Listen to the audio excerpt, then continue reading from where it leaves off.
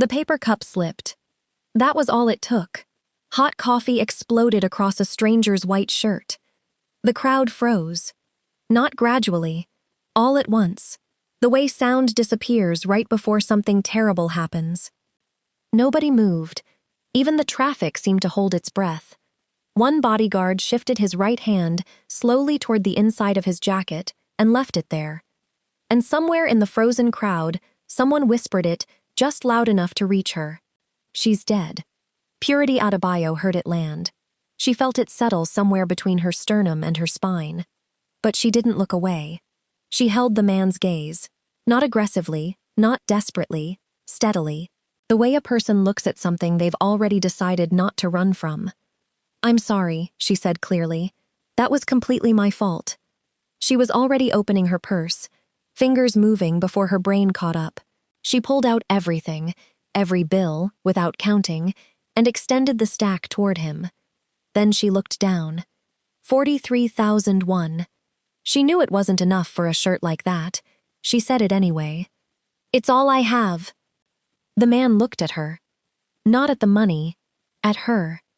His eyes moved across her face, the way someone reads a document they haven't decided to trust yet. Slowly, completely.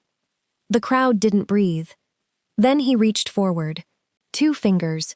He separated a single 1001 note from the stack, folded it once without rushing, and slipped it into his breast pocket. He smiled. Not warmly, but genuinely. "We're even." He walked away.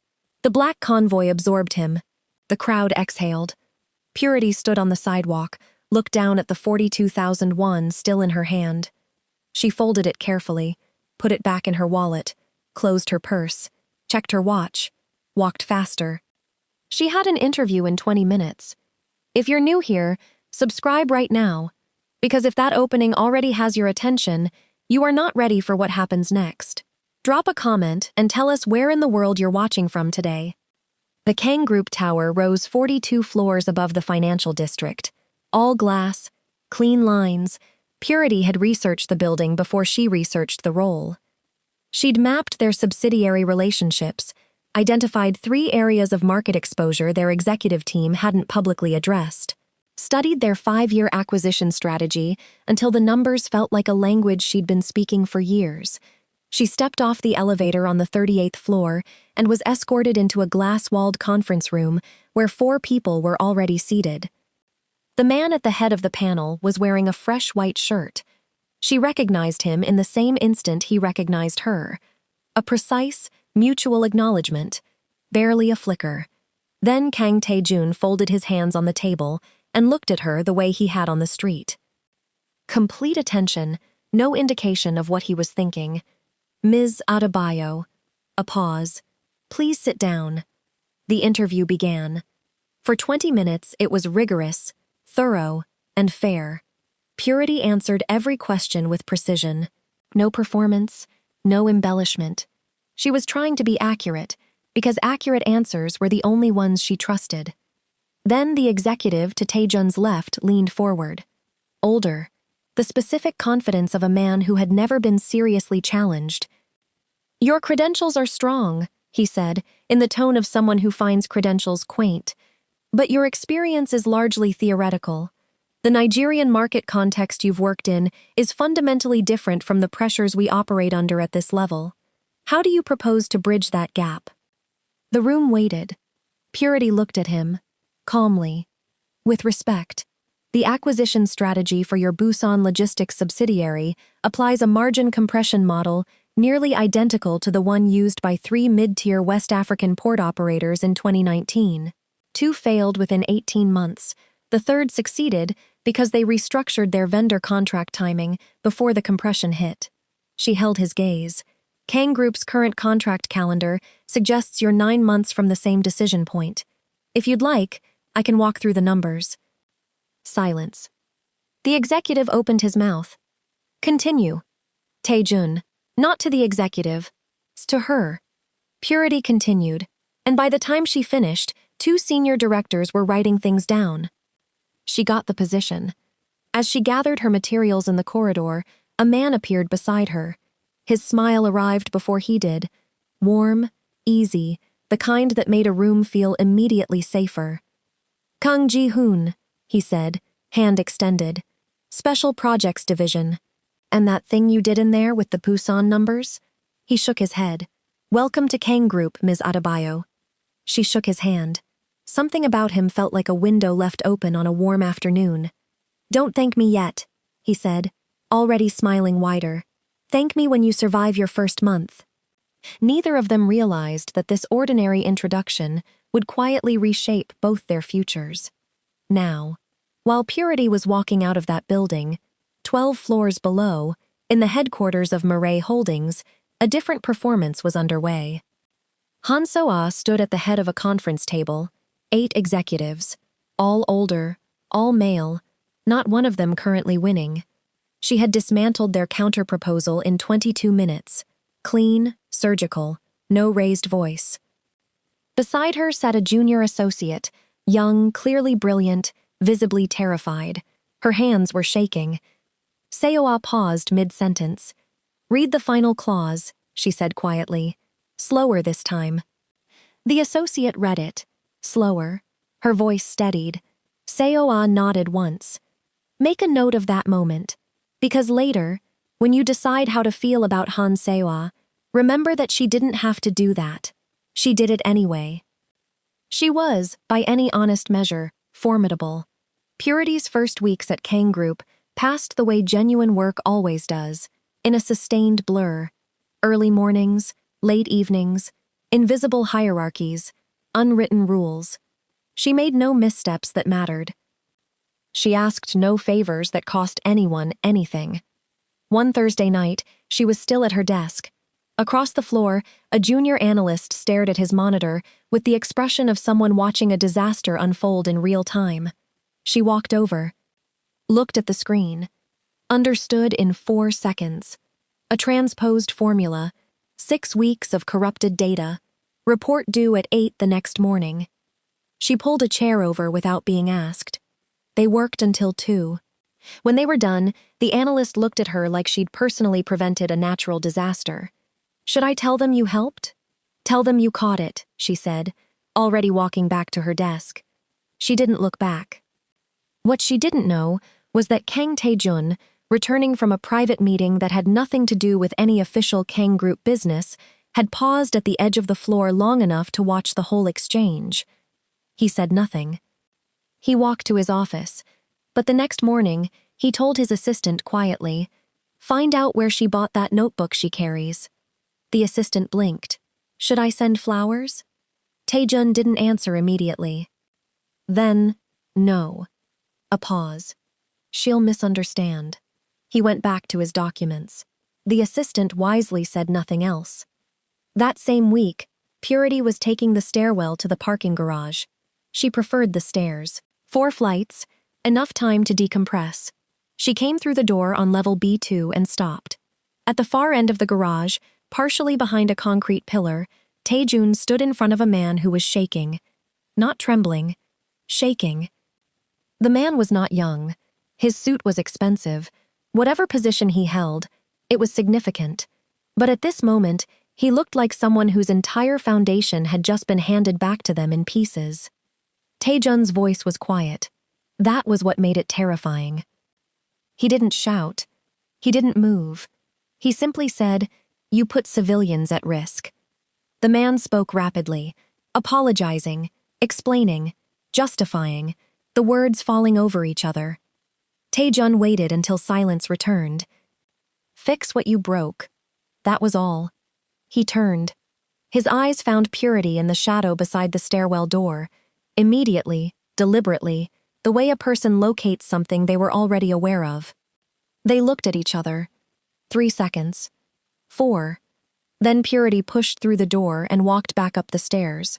Not running, not rushing, moving the way a person moves when they've decided to think before they react. Because here was what she now knew. The man running one of Korea's most feared criminal organizations had let her keep 42,000 won on a public street, had listened to her in an interview with real attention, and had just told someone who endangered innocent people not to disappear, not to answer for it with something irreversible, but to fix it. She was thinking about the kind of person who builds a moral code inside a life that has no room for one.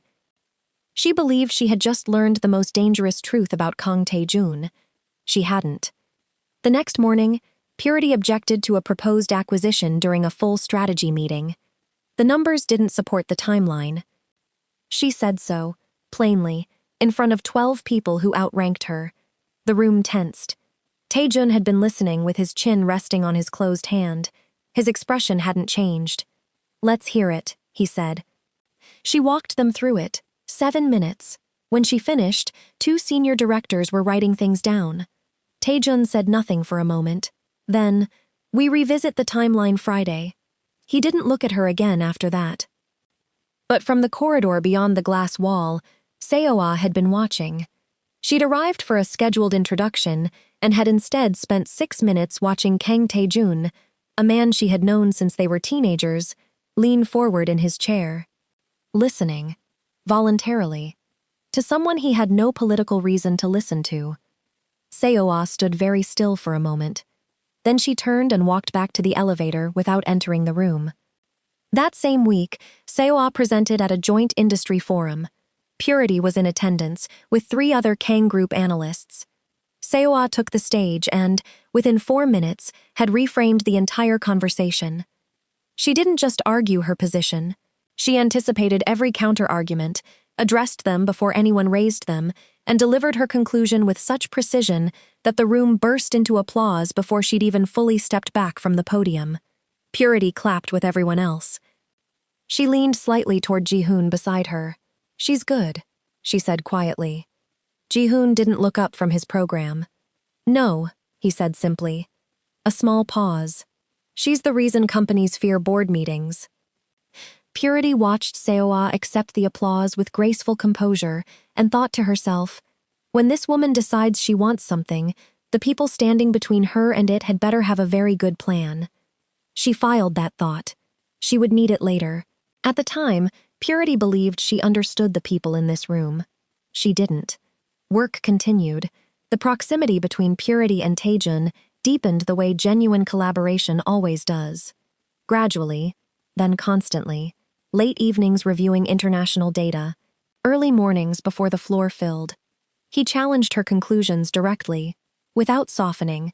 She challenged his right back, without apology. Neither of them seemed troubled by this. One night she noticed he hadn't eaten. She said nothing. The next morning, before anyone else arrived, she left a paper bag on his desk. Rice, soup. A version of something her mother made, approximated in a Korean kitchen with the wrong ingredients after 2 years of trying. No note. That afternoon, he stopped in the doorway of the conference room. "Thank you," he said. She looked up. "How did you know it was me?" He considered this with what appeared to be genuine thought. No one else noticed. She held his gaze for a moment. Then went back to her work. He stood in the doorway for 1 beat longer than was strictly necessary. Said nothing. Left. The late-night incident happened during a strategic expansion project that ran 4 hours over schedule. It was nearly midnight when the meeting finally ended. Tae-jun looked at the exhausted security team waiting downstairs and dismissed them for the night, despite their objections. "I'll have another car in the morning," he said. Purity had already missed the last express bus back to her apartment. They found themselves standing outside the building in an unusual silence. Tae-jun nodded toward the convenience store across the street. "You haven't eaten." They sat at the small plastic table by the window, 2 cups of instant ramen, cooling faster than either of them ate.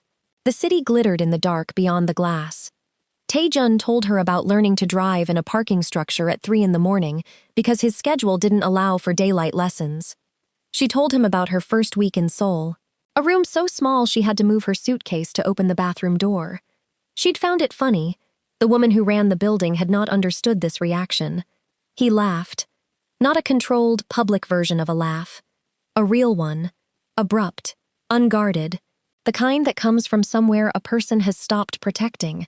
One corner of his mouth, then his whole face, then his shoulders. Ji-hoon, had he been there, would have stared. Seo-ah, had she been there, would have understood in that instant that she had already lost. Purity looked at him in the fluorescent light of a convenience store at midnight and thought, quietly and without deciding to, there you are, across the street, behind the window of a car that had arrived without ceremony. Seoul watched them through the glass. She didn't look angry. She looked like someone doing the precise arithmetic of a situation they had already calculated, hoping until this moment the numbers might change. They didn't change.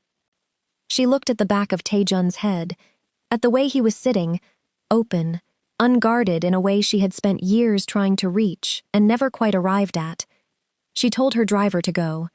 The photographs ran in 3 outlets simultaneously the next morning. Taejun and Seoul, same car, charity gala, her hand on his arm. Purity saw them at 7:43. She sat with them for a while, put her phone face down, finished her coffee, got ready for work. She was impressively good at being professional. It cost her more than it showed. Like this video if this story is already getting under your skin, because we are nowhere near the end. The distance Purity created was precise. She was still excellent, still punctual, still the person staying until 11 to help a junior analyst fix what would have destroyed his career. She was simply no longer available in the ways that had nothing to do with work. Taejun noticed immediately. He noticed the way people notice when a room that was warm has gone neutral. You can't point to what changed. You simply feel the difference everywhere. He said nothing. For several days, he said nothing. And this was the thing about Purity Adebayo. Her greatest strength was also her greatest flaw. She watched. She calculated.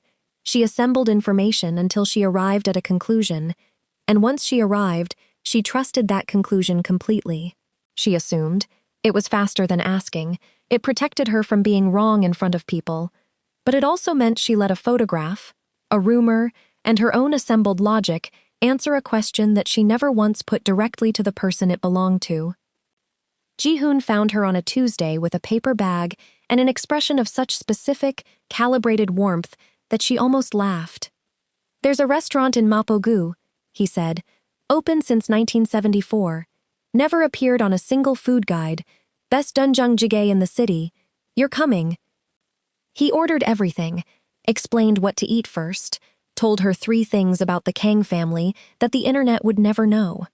At some point she realized she had stopped managing a difficult situation and started simply having dinner with someone who genuinely liked her. "He's different when he's around you," Ji-hoon said, over tea at the end of the meal. Casually, as if it wasn't the most significant thing he'd said all evening. Purity was quiet. "There are photographs," she said. Ji-hoon considered this for a moment. Of people arriving at the same event they've both attended for 6 years. He looked at her steadily. "Those 2 people ended a long time ago. That story is over. The only reason it still circulates is because no one went to the trouble of writing a new one." He smiled. "Someone should." Purity said nothing, but she filed it, and this time, she filed it differently, not as a conclusion, but as a question she realized she had never actually asked. Looking back, Purity would replay that dinner more than any other conversation in her life. When Taejun finally closed the office door, he simply said, "Have I done something wrong?" "No." "Then why?" "I think it's better if we keep things professional," she said. "I don't want to come between you and Miss Soa." Taejun looked at her. A long moment passed. Something shifted in his face. Not offense, not frustration, closer to genuine disbelief at the distance between what she believed and what was true. A sound came out of him, quiet, unstoppable. Not a smile, a single brief laugh. "Seo-ah isn't my girlfriend," he said. "She was my fiancé. Our families arranged it when we were young. It ended years ago. We work in adjacent industries.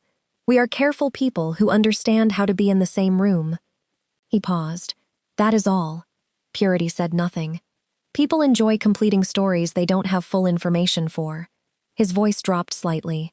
"Next time there is a question that belongs to me, ask me. Don't let a photograph answer it for you."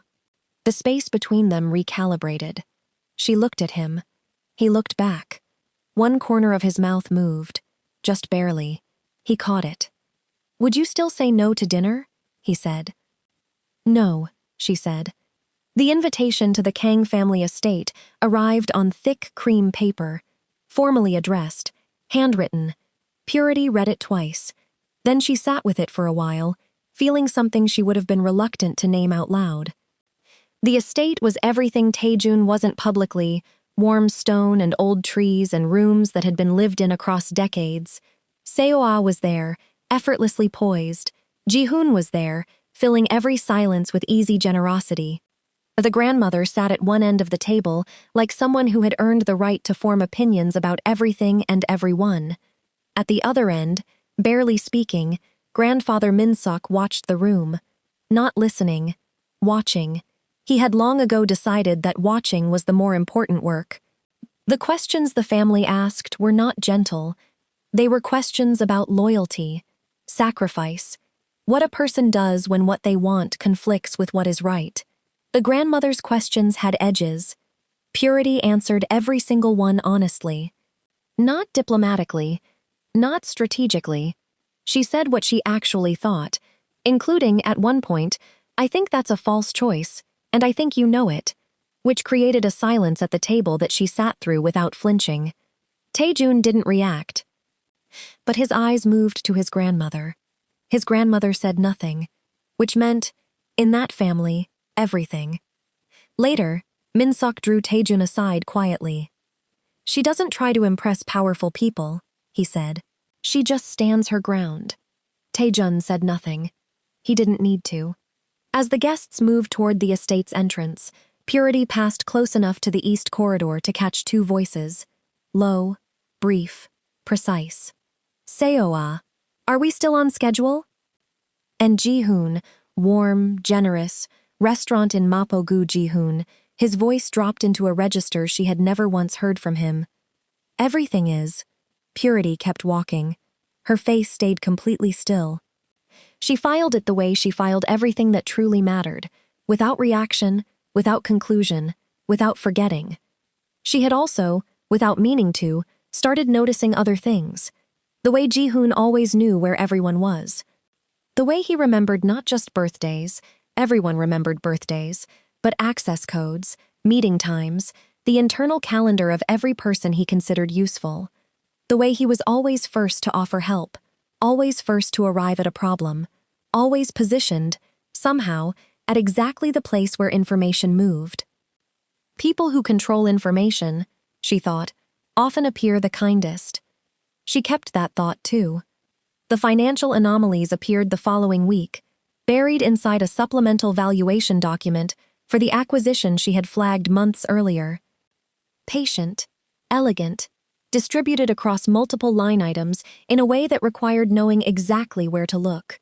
Purity knew where to look. She went to Jihoon, casually, high-level question about logistic structure in a staged acquisition close. He answered beautifully, warm, precise, thorough, the kind of answer that would have satisfied any analyst not simultaneously cross-referencing it against a legal footnote buried in the appendix of a document she had read 3 days earlier. His answer directly contradicted that footnote. He was lying to her. The question wasn't why he lied, it was how long he'd been lying. She walked back to her desk, sat down.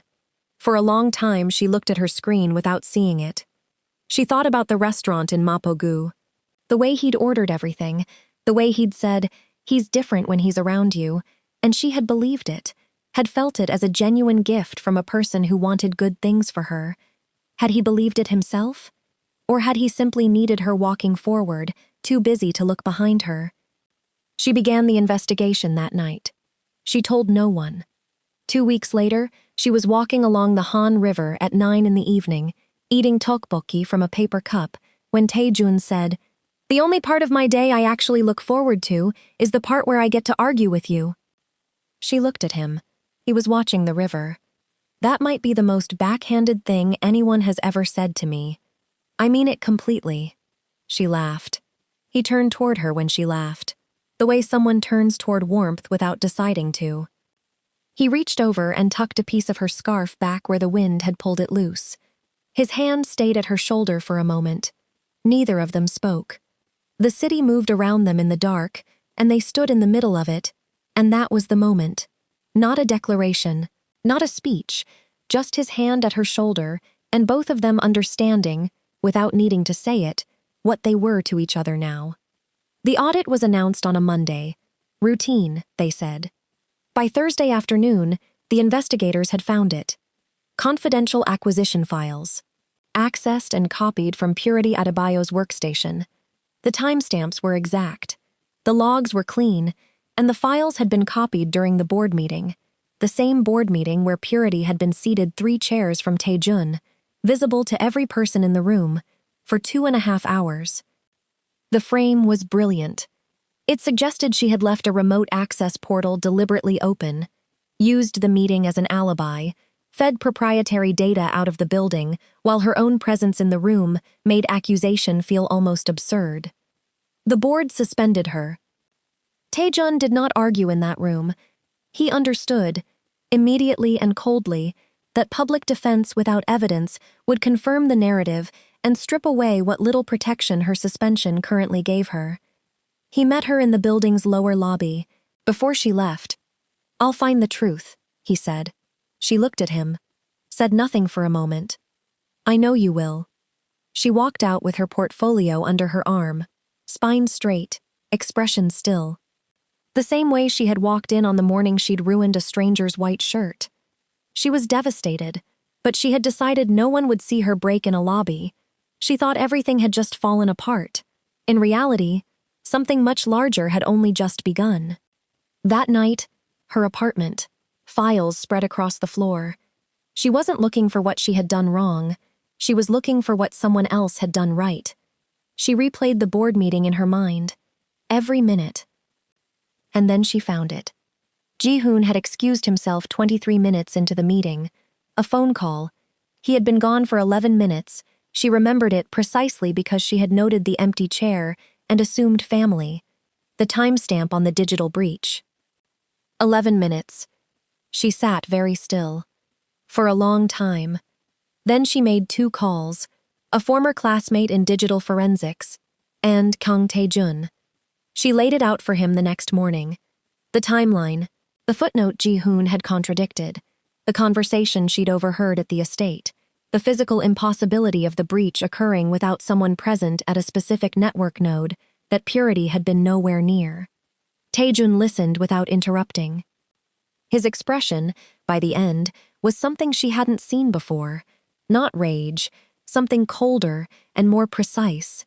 The look of someone who has had a foundation removed from beneath them and is already calculating what comes next. "Ji-hoon," he said. Not a question. "I think so," she said.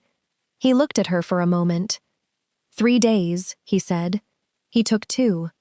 The investigation that followed used every resource Taejun controlled, both in the boardroom and far outside it. The digital forensics were airtight. Ji-hoon's shell company architecture, constructed over years, skimming systematically from family assets, unraveled the moment someone with sufficient access began pulling the right threads. Sewa's involvement emerged through the financial structure. Murray Holdings was positioned to benefit from the acquisition's collapse in a way that would prevent a larger industry merger, one that would have ended her family's company as an independent entity. Their motives weren't personal. They were desperate. Ji-hoon needed the acquisition to fail to keep his own theft buried. Sewa needed it to fail to keep her family alive. Their interests had aligned cleanly, and they had built a plan that was elegant enough to have succeeded. If Purity hadn't been exactly who she was, the confrontation, when it came, was not dramatic. Ji-hoon's warmth evaporated the way a projection turns off. Instantly, completely, leaving only the wall behind it. What remained was someone frightened and cornered, and the grief, Purity felt it as actual grief, of watching a person you had trusted reveal that they had calculated your trust from the beginning. She stood in the room for that. She didn't leave. She let herself feel the full weight of it. Subscribe right now if this story has you, because what happens next is the part that stays with you. The confrontation ended with Ji-hoon and Sewa being taken into custody. Ji-hoon fought until the evidence was placed in front of him. Then, finally, he went silent. Soa offered no resistance. As the officers led her away, she looked back at Taejun once. He said nothing. Neither did she. The elevator doors closed. And just like that, the two people who had spent months quietly pulling strings behind the scenes were finally facing the consequences of their choices. Months later, dust settled. Legal machinery done. Seoa requested a private meeting with Purity. They met in the lobby of a neutral hotel, a table by the window. Coffee neither of them paid much attention to. Seoa looked at her across the table, composed, as always, but without the particular architecture of someone managing a performance. "I underestimated you," she said. Purity looked back at her, at this brilliant, formidable woman who had made a choice out of fear for her family and lost everything in the process. She felt something she hadn't predicted. "You underestimated him too," Purity said. Quietly, gently. Seoa was still for a moment. Then she nodded. Once, slowly. The nod of someone who has finally done the arithmetic correctly, too late to change the answer. She understood now. Taejun had chosen someone who saw him as the person he was becoming, not as the legacy he had inherited, not as the thing his family history required him to be. No strategy, however brilliant, could compete with being truly seen. The family dinner was early spring, trees along the outer wall just beginning to turn, light through the dining room windows at an angle that made everything look like a painting still in progress. The grandmother was there, Min-suk was there, Taejun was there, and Purity was beside him, and the table had the quality of something that had finally arranged itself into its correct configuration. At some point during the meal, without preamble, Min-suk reached beneath his chair and placed a garment bag on the table. The room looked at it. Taejun's jaw shifted slightly. Purity recognized it before it was opened. Inside was a white suit jacket, dry cleaned, pressed, preserved with genuine care, and across the chest, still faintly brown, still shaped like the precise catastrophe of a paper cup slipping from a hand on a crowded morning street, a stain that no professional cleaning had fully removed. Silence. Min-suk looked slowly around the table. "The biggest changes in life," he said quietly, "rarely announce themselves." Taejun reached into his jacket pocket. The 1001 note, faded, soft at the creases from being folded and unfolded across the months of a year that had changed everything. He laid it on the table. Between them, Purity stared at it. Then she laughed. The real kind, sudden and undefended, the kind you can't prepare. "You still have it?" He looked at her. The ghost of something moved across his face. "I thought we were even," he said. "I was wrong." She was already reaching into her bag. Her fingers found her wallet without looking. She removed the small, careful stack she had kept in the back pocket for no rational reason she had ever fully explained to herself. 42,001, folded neatly, preserved. She laid it on the table beside his single note. The whole table went quiet. Taejun stared at the money. Something in his expression shifted. Not sadness, not quite. More like the relief of a person who has carried a hope for a very long time and has just been told it wasn't foolish. "You kept it," he said. "I wanted to remember the strangest morning of my life." Something broke across his face then. Not barely, not one corner. His whole face. A laugh. Real, full, brilliant, the kind Purity had only ever seen once before, in a convenience store at midnight over cooling ramen. He reached across the table and took her hand. Not tentatively, firmly, the way you hold something you have decided to keep. The grandmother watched this. The room waited to know what she would do with it. She was a woman who expressed approval, the way mountains express weather, slowly, and only when fully ready. She reached forward, lifted the teapot, poured Purity a fresh cup of tea, unhurried, careful, with the particular attention of someone performing an action that means far more than it appears to. Set the cup down. Min-suk watched all of it. Then he looked at the coffee-stained jacket hanging over the back of a chair, at the 1001 note beside the 42,000. at his grandson holding the hand of a woman who had stood her ground in this family's house without flinching. He almost smiled. "Funny," he said softly. The table turned toward him. A cup of coffee almost started a war. He paused. Instead, it built a family. Fade out. Before you go, if this story moved something in you, subscribe to this channel right now and leave a comment with the biggest lesson you're taking away from Purity and Taejun's story. Share this video with someone who deserves a great story today. Every share keeps stories like this one coming. And if you've been with us from the very beginning, you already understand. The Chu 1000 note was never really about the money. It never was.